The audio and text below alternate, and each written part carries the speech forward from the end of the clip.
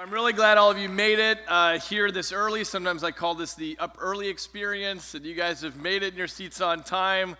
So, the first speaker that we have today is one of the world's leading cancer doctors and researchers and medical innovators and futurists. And his view on it is that there's no single right answer or no one-size-fits-all solution, but that all of us need to get to know our bodies in a very personalized way in order to be able to live longer. I'd like to introduce our first speaker, Dr. David Agus.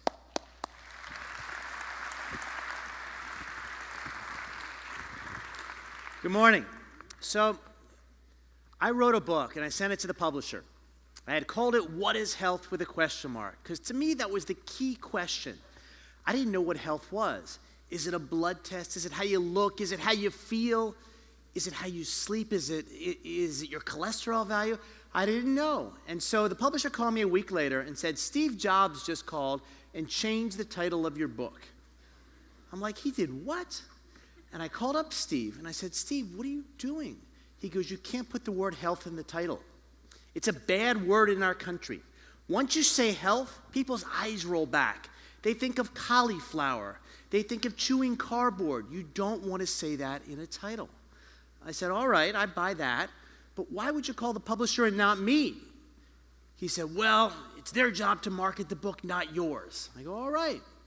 And he said, "You can't give the gift of a book to somebody with the word health because it implies they're in bad health." Well, last year on Amazon, it was his second most gifted book. So Steve does know marketing, I'll say that. But when I wrote it, I sent it to a bunch of friends, and a New York Times columnist called me up and said, "David, I like the book, but why do you have the right to write it?" And this was the answer. The answer was, I thought about it, and it was this quote: "If you wish for peace, understand war."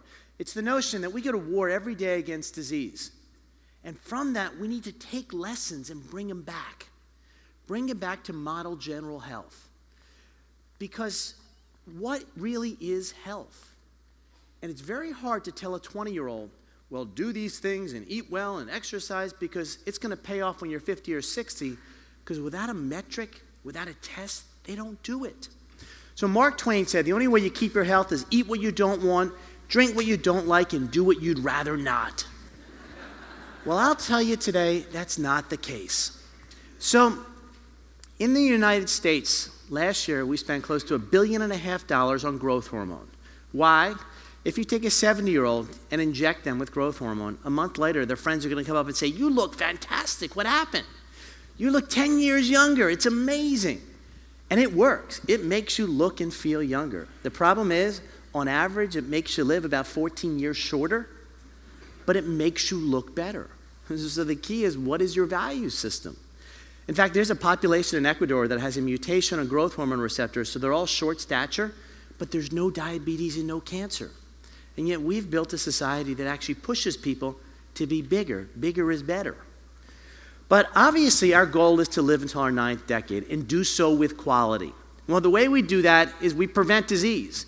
We prevent bad things from happening a lot easier than treating them.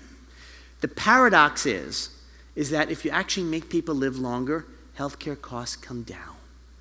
83 seems to be the magic age in our country, where if you reach it and you get sick, we don't put you on a ventilator, we don't put you in an intensive care unit, we don't put these crazy things that don't actually make you live longer or better, and just cost society and your family tremendous amounts of resources. In fact, we let you do something that 1963 was the last year in this country you were allowed to do, which is die with the cause of death on your death certificate being old age. We want to go back to dying of old age. So I argue that we got mistaken in my field by an experiment in 1922. And the experiment had 12 people. They all had a cut on their leg. Half of them, they took bread, dipped it in water, and wrapped it around the leg, and half they kept open to the air. Well, the people who had the bread on their leg healed twice as fast. And that experiment screwed up medicine for the next 90 years. Why? Well, that moist bread got mold. The mold had penicillin, and it spawned something called germ theory. Germ theory says as soon as you look under the microscope and identify what you're up against, you know how to treat it. But the problem is most human disease is not from without like bacteria, it's from within. It's the body intersecting with itself. Cancer, Alzheimer's, heart disease, they're the body in itself. And so you can't just look and know what to do. So we are what we call a complex emergent system, which simply means is that we have inputs, our DNA, what we eat, who we marry, where we live, and our output is how we feel. Well, that middle state function has been hidden throughout history. And for the first time now with technology, we can actually see it. We can actually see the conversation in the body, and I'll show it to you in a minute. So the bad news about a complex emergent system, it is almost impossible to understand. Yet we can control it without understanding it. The climate modeler doesn't go up 20,000 feet and measure the wind speed and the temperature to predict the weather. They look at the shape of the cloud, and it tells them what's going on. So they take a downstream element to reflect everything going on upstream. We need to make doctors more like climate modelers than biologists. And this is something over time we can certainly do. But take what I say somewhat with a grain of salt. I am the same profession that did this and said this. I love this, lady with a lamp. We are the profession that told people in 25 years ago, I want you to eat margarine and not butter for your heart. And if you look at the epidemiologic data, we killed over 2 million people by making that statement. So we are so good at these declaratory statements with no data. But let's go back and look at some of the things you and I do in our everyday life, and let's look at the data behind them. So the first is exercise. If I said to you, what are you doing for exercise? Most of you will say, well, I go to my hour at the gym, or I went jogging, or I did my 10,000 steps, or whatever it is that you do. And then you go to work, or you sit at home. The data are as follows. Sitting for 5 hours a day is equivalent on a health basis. I love saying this in front of an audience that's sitting. It's equivalent on a health basis of smoking a pack and a quarter of cigarettes. Sitting for 5 hours on a health basis is the same as smoking a pack and a quarter of cigarettes. So the data actually came from a study in 1953 that wasn't quoted for over 50 years. And it was a guy named Jeremiah Morris in the British medical journal Lancet, one of the best medical journals. He looked at the 26,000 workers in the British Transit Authority. Half were the bus drivers that sat 90% of the day and drove the buses, and half were the ticket takers that walked up and down those double-decker buses. They weighed the same, smoked the same, lived in the same environment, yet dramatically lower heart disease and cancer in the ticket takers. We have built a society of bus drivers. The more important you are in the company, the closer your parking space is to your desk. The richer you are, the more bathroom you have in your house. You don't have to walk room to room to go to the bathroom. We design buildings in our country based on LEED certification for the environment. Good for CO2, helps the environment. Why aren't we doing it based on health certification? The data came out last week that if you walk an hour a day, you actually reduce breast cancer incidence by 15%. More vigorous exercise over a couple of hours reduces it by close to 28%. A child who exercises in the morning before going to school actually increases their aptitude by 23%. That's good to great right there, yet we're not doing it. So I wear one of these little devices that looks at how much I walk during the day. And so it gives me a readout, and I was shocked how much I sat. Well, now I have a treadmill desk, so for 2 hours a day, I walk slowly while doing emails. I have a telephone where I kind of look like an air traffic controller, but I can walk around the office and talk. But I get up the end of the day, I get home, and I'm below my wife. I go and walk the dog so I can beat her and go to bed number one. We are a competitive society, and competition actually works. You know, I was speaking for Congress, and they say, well, David, saying we should design buildings around health, that's kind of crazy. What would you say to companies? I go, listen, one case of colon cancer costs you, on your bottom line, $78,000. A heart attack costs you $74,000. You want to prevent disease. So if I were you as the CEO of a company, I would make the elevators coin-operated to show the employees that when they take that elevator, they're taking something out of the bottom line of the company and make them pay for it. I got letters from the ADA saying, how can you say such a thing, et cetera. In that same paper was an amazing figure where they looked at profession and cause of death. The worst were the hairdressers because they stood in one spot, and the secretaries. The best were the gardeners and the coal miners. Coal miners were the best because they moved during the day. So switching gears, in 1974 they estimated that it was $150 million to sequence one gene in the Monsanto annual report. When I launched the book, we did 5 nightlines in a row. The first nightline, Bill Weir, 41-year-old, the nightline anchor, came out and came to my office, and live on TV I sequenced his DNA. I could sequence 300 genes for about $20. We did it live on TV. It showed he was high risk for heart disease, had a particular genetic profile. So based on that, live on TV I did a heart scan. He had an 80% blockage of the big artery going into his heart. So he called it the story that saved his life. He went on preventive therapy and radically changed his life by identifying what he was up against. And so this is me. This is my DNA. I founded a company 7 years ago where you spit into a tube, we sequence your DNA, and we say what diseases you can get in your lifetime. They're not deterministic. They aren't definitely going to happen. But what they do is they tell you your relative risk. And so you know where to focus your energy. And it was somewhat of a religious moment for me to actually see myself on a piece of paper. But you can't blame your parents for everything. Is that about half of these diseases are environment that you control.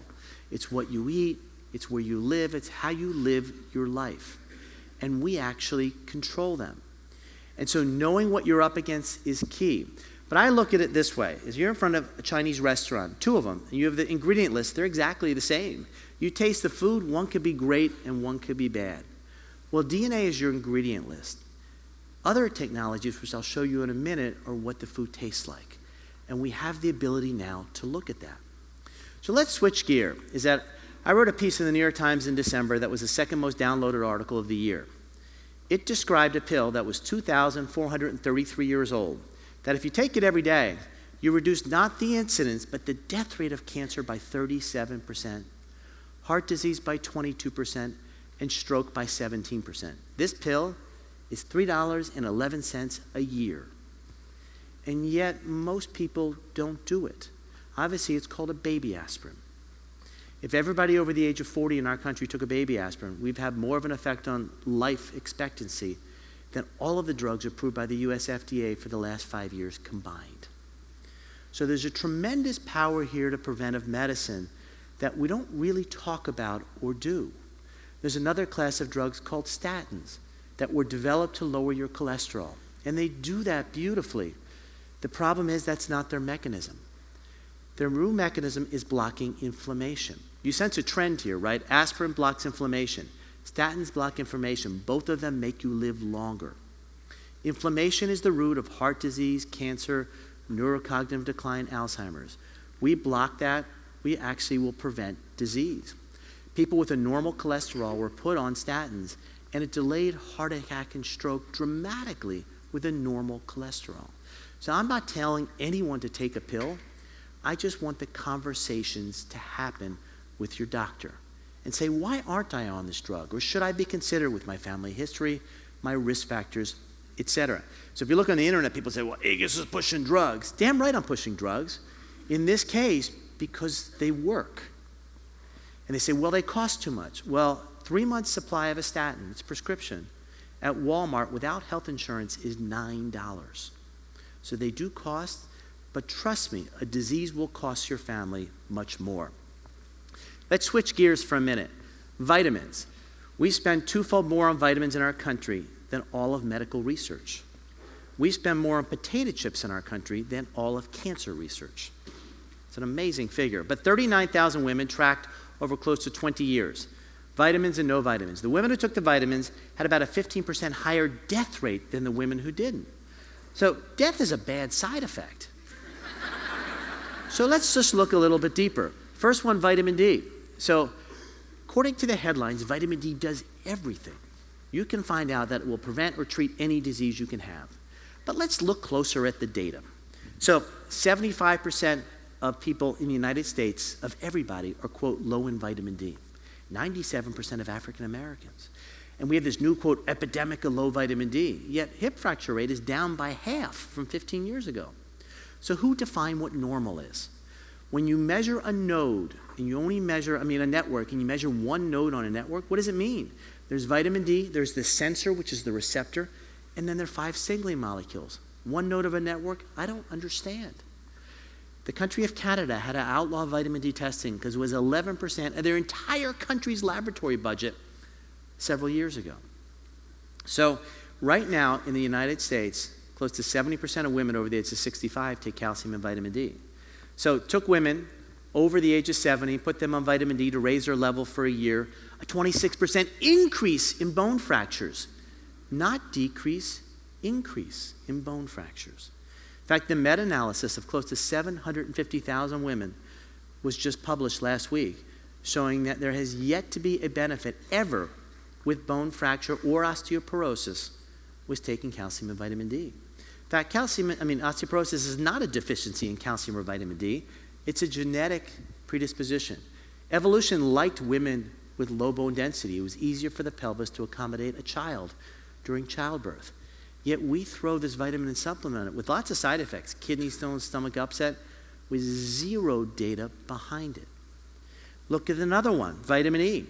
35,000 men at a cost to the taxpayer of close to $320 million was the study. We had to stop the study in year 3 because there was a 17% increase in prostate cancer in the men who took the vitamin E that was supposed to prevent the prostate cancer. 63 studies done in the history of mankind, randomizing multivitamin versus placebo, none have ever shown a benefit, ever. So the naysayers say, well, listen, disease is not common, so let's look at smokers and former smokers. Give them high-dose antioxidants. When you do that, 18,000 of them, 28% higher lung cancer rate, 17% higher death rate in the people who took the supplements. So, powerful argument, no data behind them. There's a notion vitamins are good, drugs are bad. Drug companies, the devil, vitamin companies, good. By the way, who makes the vitamins? Novartis, Pfizer, the same people that make the prescription drugs. Exactly. So, 1976, if you, your wife, your friend thought they were pregnant, we took a tube of blood, we went to a hospital because this test could only be done in a hospital, and we injected a rabbit. 5 days later, we killed the rabbit. If the rabbit's ovaries were enlarged, you were pregnant. That was the state of the art in 1976. 1977, along comes a company called Warner Shilcutt for $9, has a binary test. Pregnancy, yes, no. Well, rabbits of the world rejoiced. And at the same time, we dramatically changed maternal health and neonatal health from one protein.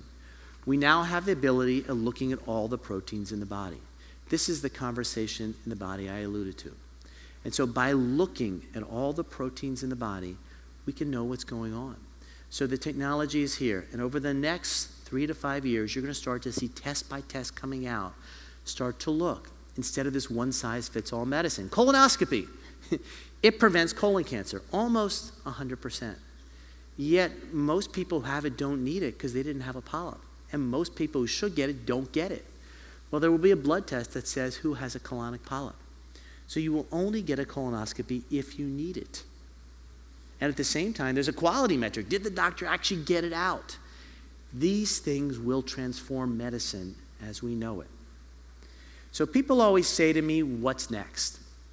So you have tenfold more bacteria in your body than you do cells in the body. These bacteria, they control your metabolism. They control your hormone level, what you absorb from your food. In China, the risk of breast and prostate cancer is 1/10 of ours. After someone from China moves to the United States, their rate starts to approach ours. And we always said it's the Burger King and McDonald's. Turns out it's not. It's that they adopt our bacteria, our microbiome.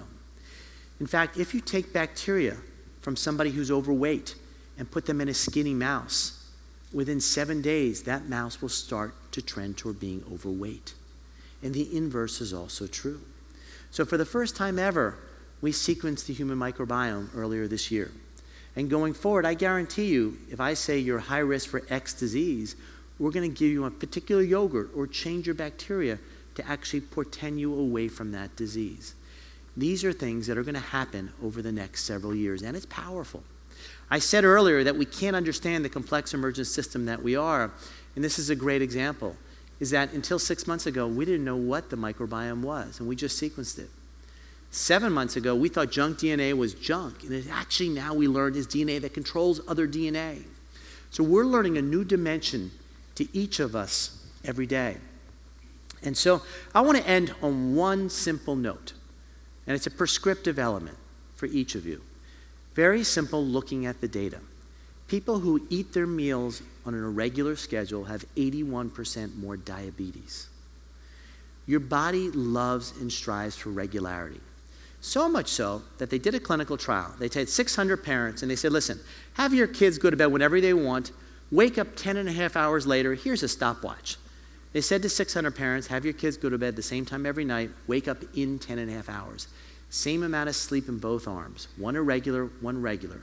21% improvement in cognition in the kids who went to bed the same time and got up the same time. That's good to great right there. If you have your lunch today at noon and tomorrow at 2 o'clock, for 2 hours, stress hormones goes up. It lowers metabolism. You actually gain weight. You don't think as well. You don't exercise as well because your body is holding in that energy saying, listen, I don't know when he or she are going to eat. I got to have my energy in case a lion comes in order to flee. Eat your meals on that regular schedule. It doesn't matter whether it's 2 or 5 meals a day. Regularity is what counts. And so I'm going to end there. I have a second book out in January of this year called A Short Guide to a Long Life. Unfortunately, I didn't have the privilege of having Steve give edits on the title, so I don't know what he would have thought in that regard. But I will end on one note, is that healthcare in our country is at a crossroads. Washington has X bandwidth for health. For the last 15 years, it's all been about healthcare, health finance. It needs to be about healthcare. We need healthcare leadership in our country. When the only leader that you can name in this country that's a leader is Michael Bloomberg because of what he does in New York City, there's a major problem there. We need to start to change the conversation around healthcare finance to health because our country needs it. Thank you very much.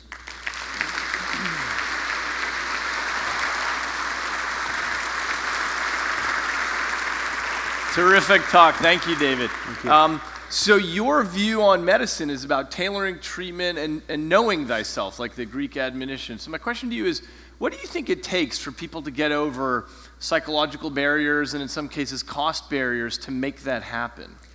To me, it's not a tremendous cost barrier. When you go to your doctor and they say, go on a blood pressure medicine, it's because they measure your blood pressure at 1 o'clock when you're there. It's high, they put you on a pill. Well, for $30 on Amazon, you can buy a blood pressure cuff and go in with lots of data. You take it in the morning, when you get up, at night when you go to bed, when you're pissed off after a phone call. There's an old adage, with enough data, error goes away. And the way we achieve real benefit in healthcare is having our own data and being in charge. Great. Thank you so much. Thank you.